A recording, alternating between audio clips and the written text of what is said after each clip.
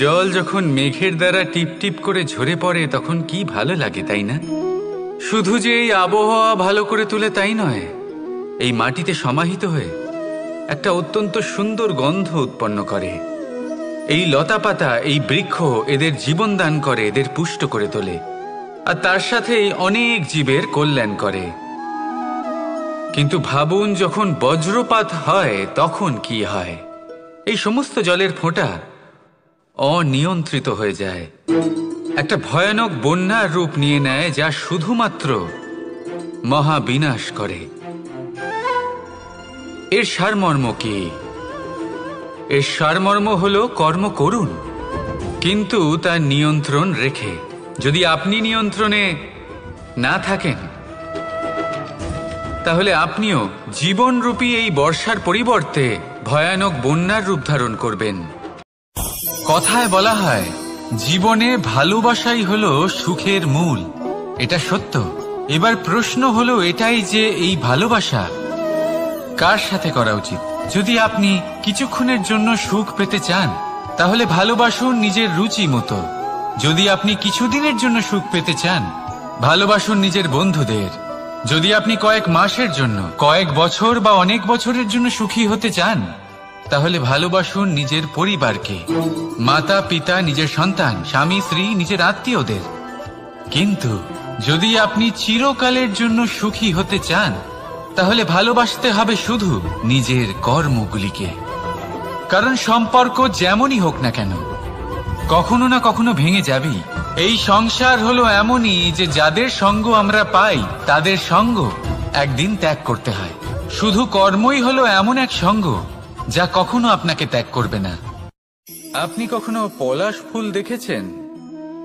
কি সুন্দর দেখতে, লাল রক্তবর্ণ, উজ্জ্বল, কিন্তু এতে কোনো সুগন্ধ নেই।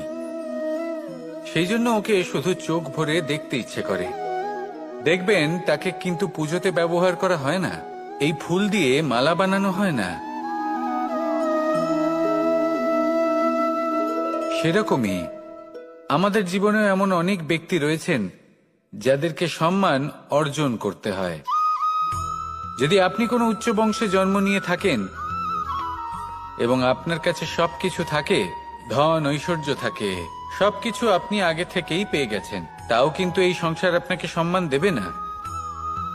ততক্ষণ পর্যন্ত দেবে না যতক্ষণ না আপনি নিজের অন্তরে গুণ জাগ্রত করছেন, শ্রেষ্ঠ কর্ম করছেন, নিজের অন্তরে ইতিবাচক মনোভাবের রুচি যাই হোক না কেন, যেমন খুশি হোক না কেন, সব থেকে মিষ্টি ফল হলো সেটাই যা পরিশ্রম করে অর্জন করা হয়।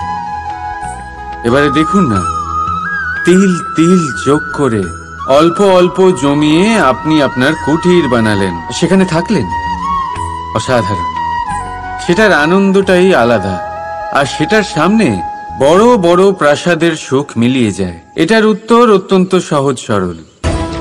যখন আপনি পরিশ্রম করেন, মানসিক পরিশ্রম করেন, শারীরিক পরিশ্রম করেন, নিজের সমস্ত সময় সেটাতে নিয়োগ করেন, অবিরাম চেষ্টা করতে থাকেন, আর তারপর আপনি সেই ফল লাভ করেন।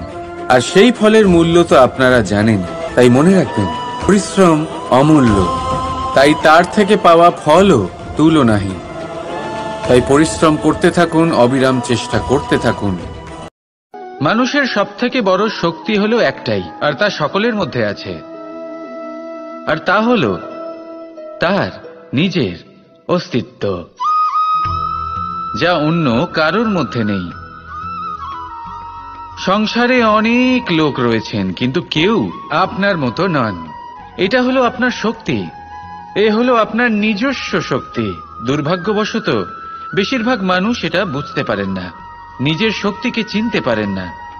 কিন্তু যদি আপনি চিনতে পারেন, তাহলে আপনি নিজের অন্তরে অনুভব করবেন একটা অসীম শক্তির অস্তিত্ব। যে সাফল্যের পথে আপনি চলছেন, আপনি দেখবেন যে এই সাফল্যের দ্বার নিজে থেকেই খুলে গেছে। শুধু প্রয়োজন হলো নিজের এই শক্তিকে চিনে নেবার, নিজের এই বিশেষত্বকে বোঝার। কারণ এই যে আপনার বিশেষত্ব, এ কোনোদিনও আপনার থেকে দূরে চলে যাবে না, চিরকাল আপনার সাথে জড়িত থাকবে। এই পাথর দেখছেন আপনি, নদীর তলদেশে পাওয়া যায়। প্রয়াস করতে থাকে যাতে নদীর জল প্রবাহকে আটকাতে পারে। আটকাতে কি পারে? কখনোই নয়, বরং তার ধারালো কোণাগুলো মসৃণ হয়ে যায়। এবার এ থেকে কি শিক্ষা পাওয়া যায়? এর থেকে এটাই শিক্ষা পাওয়া যায় যে ব্যক্তি দৃঢ়তার সাথে জীবনে শুধু আগে এগোতে থাকেন না থেমে, তিনি না শুধু নিজের লক্ষ্য প্রাপ্তি করতে পারেন, বরং নিজের পথের সমস্ত বাধার অস্তিত্বই পাল্টে দিতে পারেন। তাহলে আপনি কি হতে চাইবেন? সেই ব্যক্তি যিনি নিজের বাধাকে দূরে ঠেলে আগে এগোতে পারেন, নাকি সেই ব্যক্তি যিনি অন্য কারোর পথে বাধা হয়ে থেকে তার নিজের অস্তিত্বই হারিয়ে ফেলেন? সিদ্ধান্ত হলো আপনার। রাধা রাধা। এই সাগর কত বিশাল আকার, কখনো শান্ত কখনো উত্তাল, কিন্তু এই সাগরকে এত মহান কে করে তুলল? জল। এবার এই জলের যাত্রা দেখুন, সেটা কতটা কঠিন। এই জল সাগরে থাকে। সূর্য ওকে এতটা উত্তপ্ত করে তোলে যে এই জল নিজের অস্তিত্ব হারিয়ে ফেলে এবং বাষ্পে পরিণত হয়ে হাওয়ায় মিলিয়ে যায়। তারপরে আকাশে যায় আর নিজের অস্তিত্ব আবার হারিয়ে ফেলে মেঘে পরিণত হয়। তারপর এই মেঘ কোথাও গিয়ে কোনো পর্বতে ধাক্কা খায়, তারপর আবার এই জল নিজের অস্তিত্ব হারায়। তারপরে বর্ষার রূপ ধারণ করে তা বর্ষিত হয়। তারপরে এই বর্ষা মাটির দিকে নিজের যাত্রা শুরু করে। এটা আমাদের সকলের জন্য একটা শিক্ষা যে এই সংসারে জীবন এবং সময়ের হলো এক অনন্ত যাত্রা। ভালো চালের মধ্যে থেকে দুটো কাকুর বাছা শুধুমাত্র অভ্যেসের ব্যাপার। বাস্তবে কঠিন কাজ আর শিল্পকলা সেটাই যেখানে কয়েক হাজার কাকরের মধ্যে থেকে একটা রত্ন বের করতে হয়। এবারের সারমর্ম কি হতে পারে? সারমর্ম হলো এটাই, বড় তিনি হন না যিনি মানুষের মধ্যে খামতি বের করেন। মাহাত্ম্য তাতেই, শ্রেষ্ঠত্ব তাতেই, যা অন্যের ভেতরে থাকা ভালো গুণগুলি বের করে তার সম্মুখে, এই সংসারের সম্মুখে প্রস্তুত করতে পারেন। আসুন আমার সাথে ভালোবেসে বলুন, রাধা রাধা। কাজের প্রতি আলস্য আপনাকে কখনো ধনী হতে দেবেই না, আর ধনের প্রতি লোভ তা আপনাকে কখনো মহান হতে দেবে না। ছোট একটা কথা, কিন্তু এ হলো অত্যন্ত গুরুত্বপূর্ণ। ভাবনা চিন্তা অবশ্যই করুন, আর বোঝার চেষ্টা করুন সেটা যা আপনি বুঝতে চান। হতে পারে আপনি এমন কোনো পথ খুঁজে পেলেন যার ফলে আপনি কোনো খারাপ পথে যেতে যেতে থেমে গেলেন, বা আপনি এমন কোনো অর্থ খুঁজে পেলেন যা আপনাকে মহান হবার পথে অগ্রসর করে দিল। রাধা রাধা। মানুষ কর্ম করে। আমি বারংবার বলি যে ফলের আশা করবেন না, তাও মানুষ কোথাও না কোথাও